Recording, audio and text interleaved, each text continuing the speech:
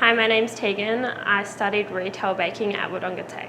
I did my apprenticeship at Rutherglen Bakery and now I work at the Cheesecake shop. I changed from working in a bakery to the cheesecake, or to a cake shop, because I enjoy that side of the industry more. I don't really enjoy getting up at 1 a.m. With the cheesecake shop, I get to do something different every day. So I was nominated to participate in the LA Judge Awards, so it was a prestigious baking competition.